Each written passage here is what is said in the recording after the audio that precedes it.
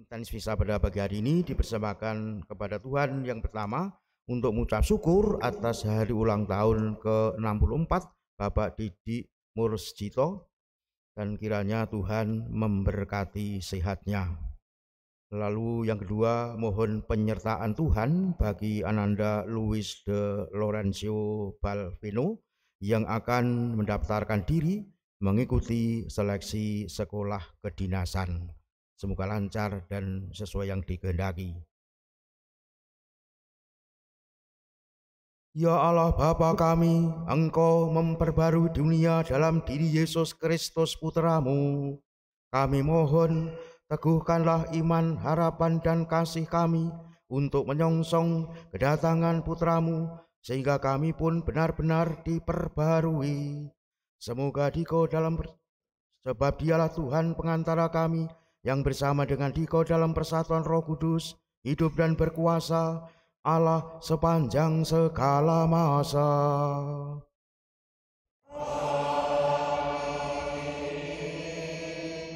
Marilah kita mendengarkan sabda Tuhan.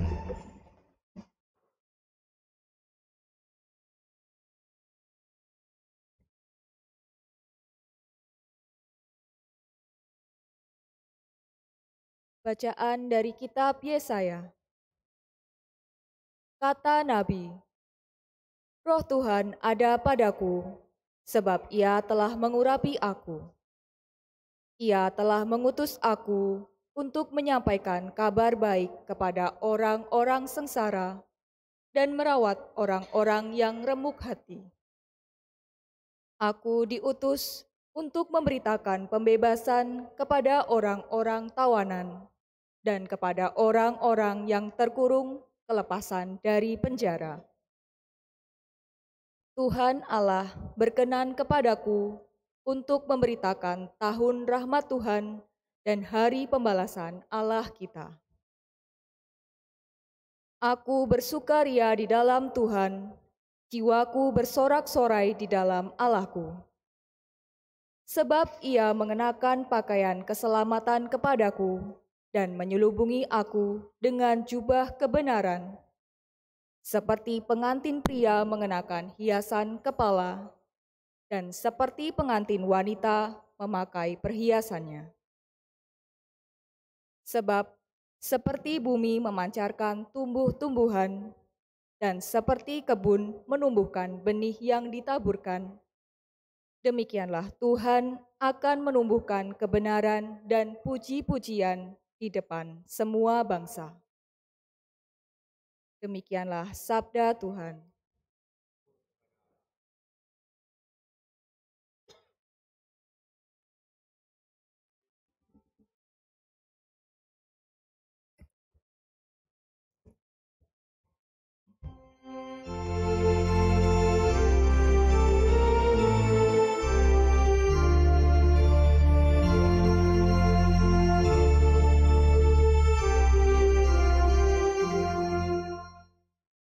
Bahagiaku terikat pada Yahweh, harapanku pada Allah Tuhanku.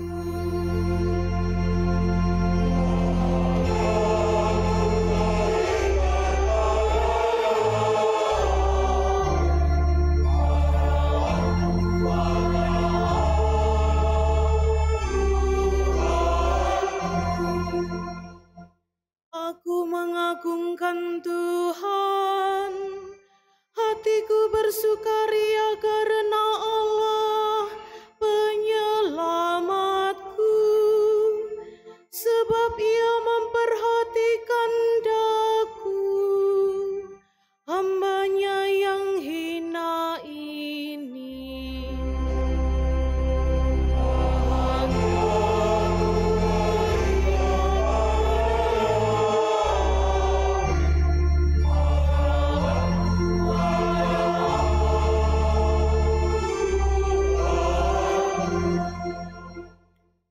Mulai sekarang aku disebut yang bahagia oleh sekalian bangsa, sebab perbuatan besar dikerjakan bagiku oleh Yang Maha Kuasa. Kuduslah namanya.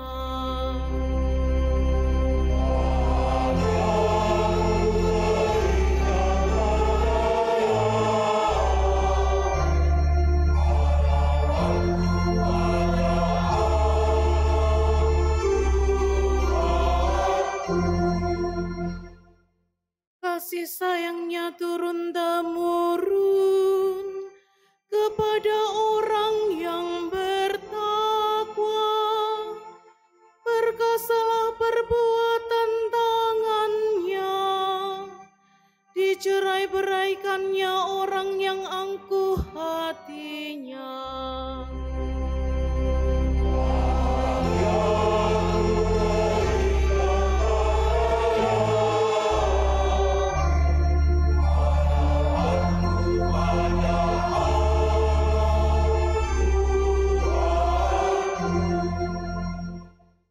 Orang yang berkuasa diturunkannya dari tahta, yang hina-dina diangkatnya.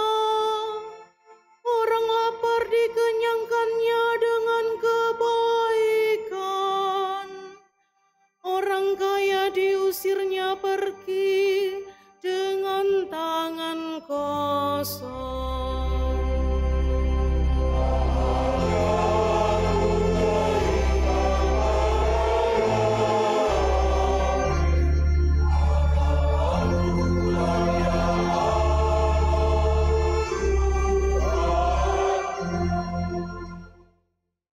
Menurut janjinya kepada leluhur kita, Allah telah menolong Israel hamba-Nya. Demi kasih sayangnya kepada Abraham serta keturunannya untuk selama-lamanya.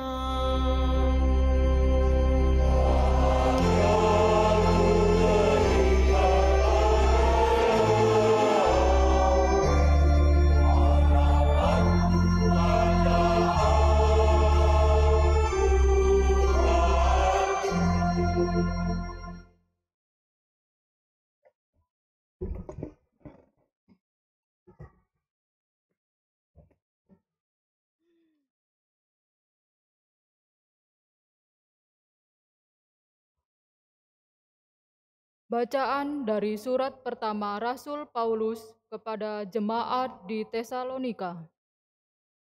Saudara-saudara, bersukacitalah senantiasa, tetaplah berdoa dan mengucap syukurlah dalam segala hal, sebab itulah yang dikehendaki Allah bagi kamu di dalam Kristus Yesus. Jangan padamkan roh, dan janganlah anggap rendah nubuat-nubuat. Ujilah segala sesuatu, dan peganglah yang baik. Jauhkanlah dirimu dari segala jenis kejahatan.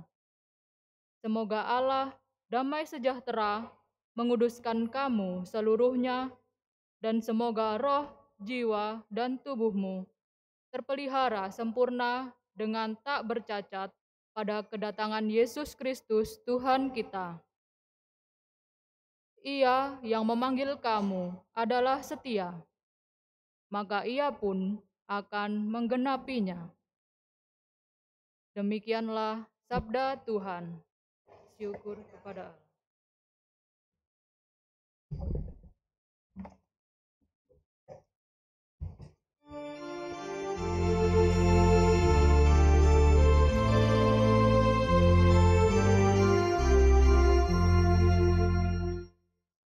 Alleluia, alleluia, alleluia.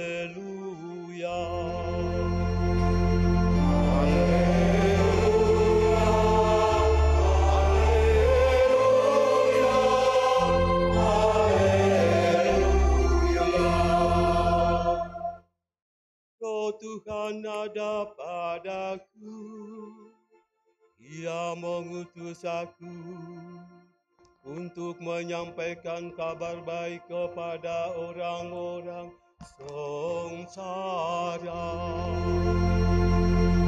Haleluya, haleluya, haleluya.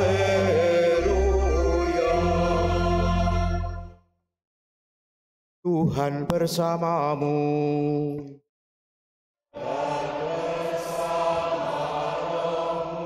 Inilah Injil suci menurut Yohanes.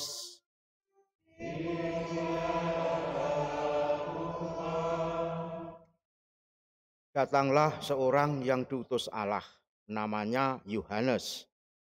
Ia datang sebagai saksi untuk bersaksi tentang cahaya itu, supaya melalui dia semua orang menjadi percaya. Yohanes sendiri bukan cahaya itu, tetapi dia harus bersaksi tentang cahaya itu. Inilah kesaksian Yohanes ketika orang Yahudi dari Yerusalem mengutus kepadanya beberapa imam dan orang-orang Levi untuk menanyai dia, "Siapakah engkau?" Yohanes mengaku dan tidak berdusta. Katanya, "Aku bukan Mesias." Lalu mereka bertanya kepadanya, "Kalau begitu siapa? Apakah engkau Elia?" Yohanes menjawab, "Bukan." "Engkaukah nabi yang akan datang?" Ia pun menjawab, "Bukan." Karena itu kata mereka kepadanya, "Siapakah engkau? Sebab kami harus memberi jawaban kepada mereka yang mengutus kami. Apakah katamu tentang dirimu sendiri?" Jawab Yohanes, "Akulah suara orang yang berseru-seru di padang gurun. Luruskanlah jalan Tuhan, seperti yang telah dikatakan Nabi Yesaya." Di antara orang yang diutus itu ada beberapa orang Farisi. Mereka bertanya kepada Yohanes, "Kalau demikian, mengapa engkau membaptis, jikalau engkau bukan Mesias, bukan Elia, dan bukan Nabi yang akan datang?" Yohanes menjawab mereka, "Aku membaptis dengan air, tetapi di tengah-tengah kamu berdiri Dia yang tidak kamu kenal, yaitu Dia yang datang kemudian daripada aku. Membuka tali kasutnya pun aku tidak layak."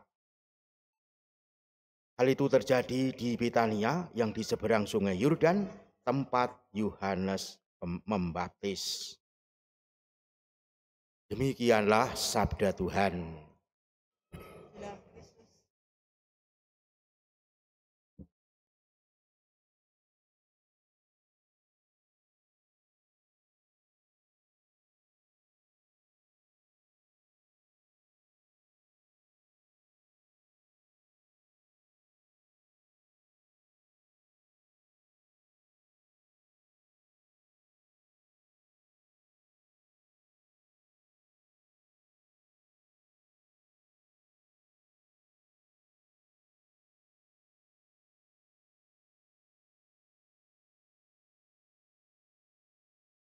Saudara-saudari yang dikasihi Tuhan, hari ini kita memasuki hari Minggu Advent yang ketiga, yang juga dikenal sebagai Minggu Gaudete, Minggu Sukacita.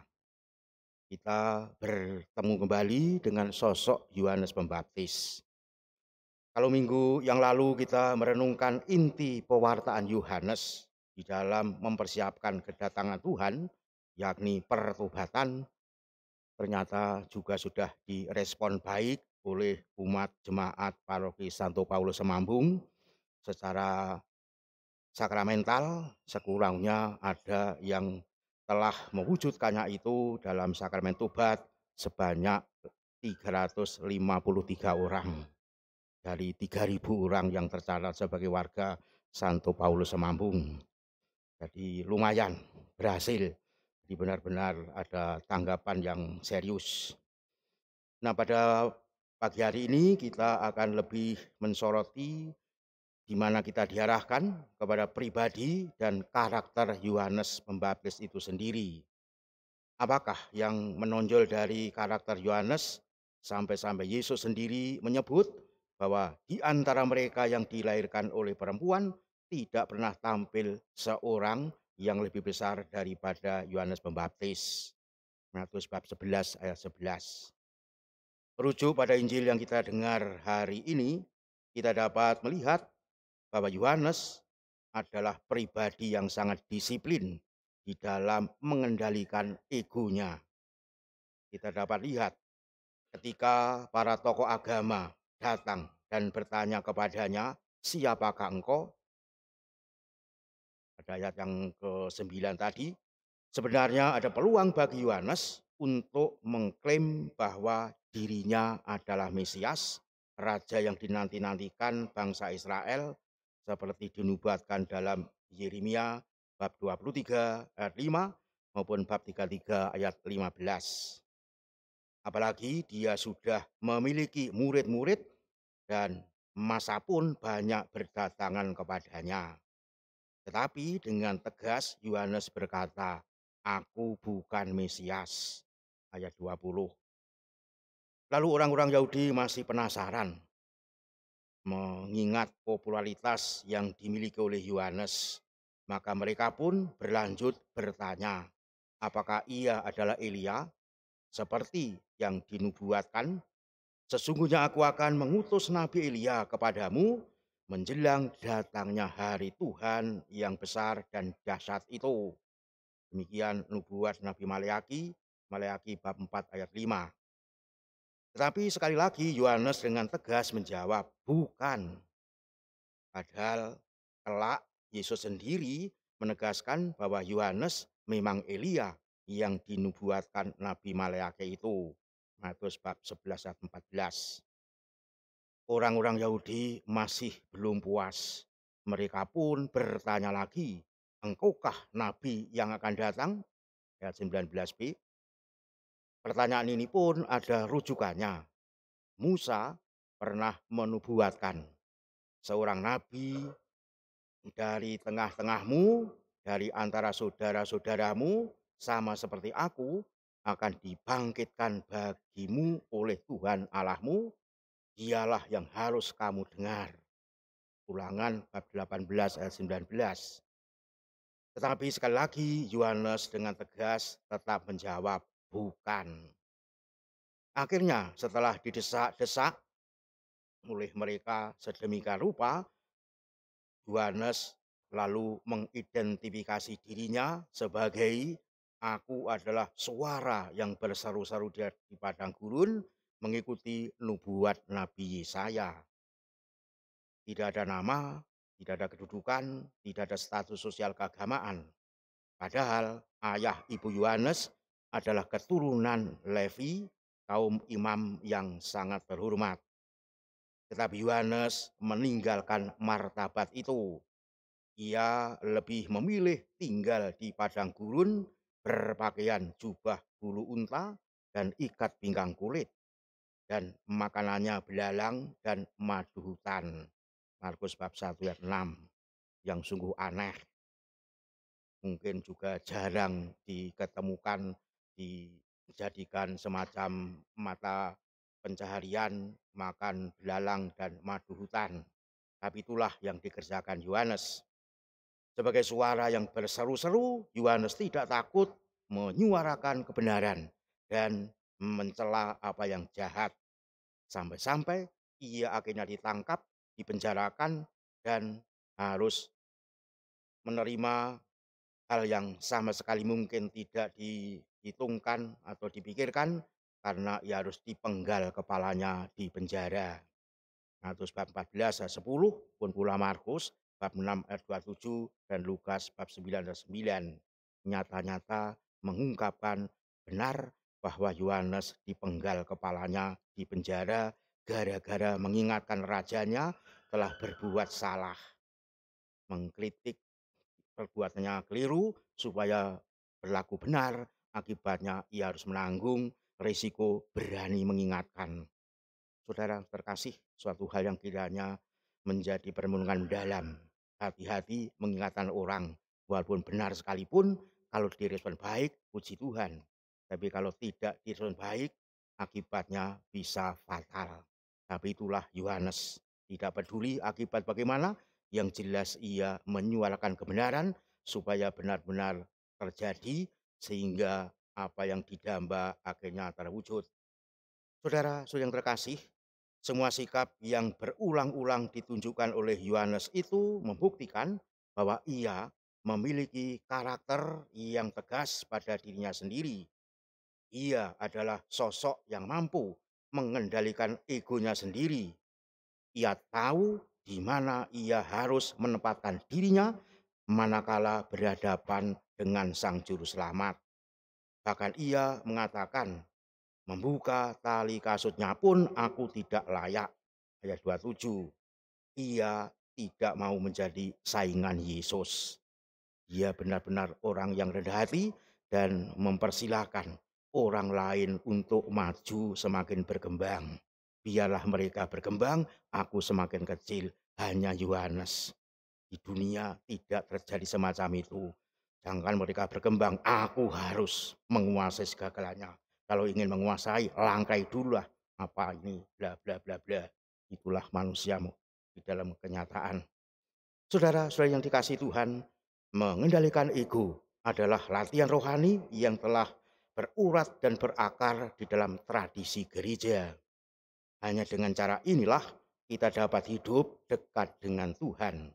Sebab saingan utama Tuhan sejatinya adalah ego kita.